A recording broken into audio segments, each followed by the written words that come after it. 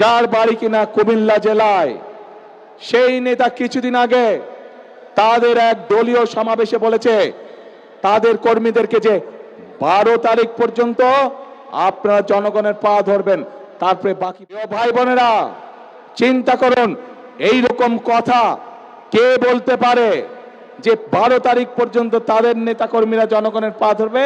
তাহলে 12 তারিখের পর থেকে জনগণ তাদের পিছে পিছে ঘুরবে, জনগণ তাদের পা ধরবে। থেকে প্রমাণিত হয় কি তাদের মেন্টালিটি, কোন পর্যায়ের মানুষ হলে তারা জনগণকে নিয়ে এরকম তুচ্ছ তাচ্ছিল্য কথা তারা বলতে পারে। পাগল করে ফেলত, পাগল না হলে যে পা ধরতে পারবে? আমি তো আসলে বলি, আমি প্র্যাকটিস করি আমার এলাকায়। আমি নিজে হাঁটু দিয়ে ধরি, একজন বসে রয়েছে, যাইয়া হাঁটুতে হাত দিয়ে কথা বলি। অসুবিধা হয়? কি অসুবিধা? আমি তার হাঁটু দিয়ে যদি এমপি হই, 5 বছর আমার হাঁটু দিতে থাকবে। কি বলেন আপনি? আমি একবার ধরলাম, হ্যাঁ 5 বছর ধরবো, লাভ কার?